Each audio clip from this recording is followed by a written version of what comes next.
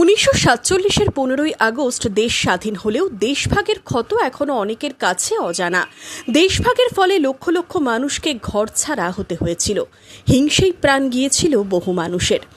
দেশভাগে মানুষের সংগ্রাম ও আত্মত্যাগকে সাধারণ মানুষের কাছে তুলে ধরতে ভারত সরকারের সংস্কৃতি মন্ত্রণালয়ের পক্ষ থেকে পালন করা হচ্ছে বিভাজন বিভীষিকা স্মরণ দিবস। বৃহস্পতিবার বহরমপুর রবীন্দ্র সদনে শুরু হলো দেশভাগের বিভীষিকা নিয়ে প্রদর্শনী। শুধু দেশভাগ নয়, তার সাথে ভারতে পশ্চিমবঙ্গের অন্তর্ভুক্তির ইতিহাসকেও তুলে ধরা হয়েছে প্রদর্শনীতে। আজকে পার্টিশন হররস রিমেম্ব্রেন্স ডে উপলক্ষে বিশেষ করে গভর্নমেন্ট অফ ইন্ডিয়া দেশের পার্টিশনকে রিমেম্বার করার জন্য তাতে যারা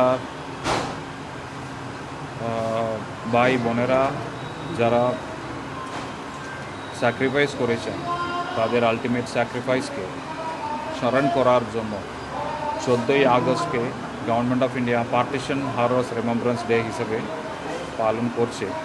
তো ওইটার উপলক্ষে আমরা আমাদের পশ্চিমবঙ্গ সরকারের information and culture affairs department থেকে আজকে এই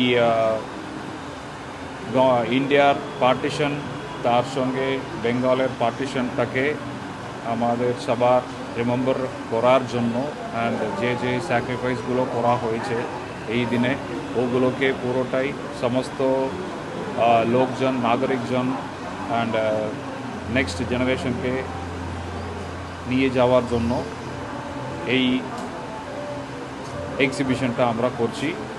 এদিন বহরমপুর রবীন্দ্র সদনে প্রদর্শনীর সূচনা করেন জেলাশাসক আর অর্জুন।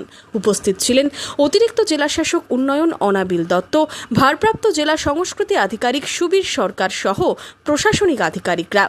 দেশভাগের ইতিহাস ও সেই সময় মানুষের দুর্দশার কাহিনী তুলে ধরা হয়েছে প্রদর্শনীতে।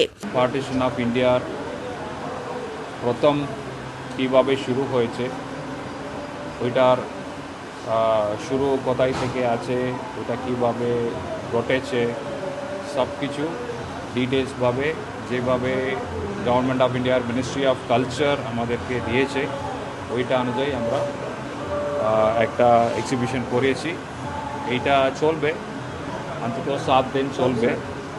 সমস্ত স্কুল বাচ্চারা সবাই এইগুলোকে দেখে আমাদের স্বাধীনতাতে কত স্যাক্রিফাইস কত ত্যাগ হয়েছিল এগুলো সব কিছু স্মরণ করার জন্য এই ইনিশিয়েটিভটা আমাদের ডিস্ট্রিক্ট অ্যাডমিনিস্ট্রেশন নিচ্ছে।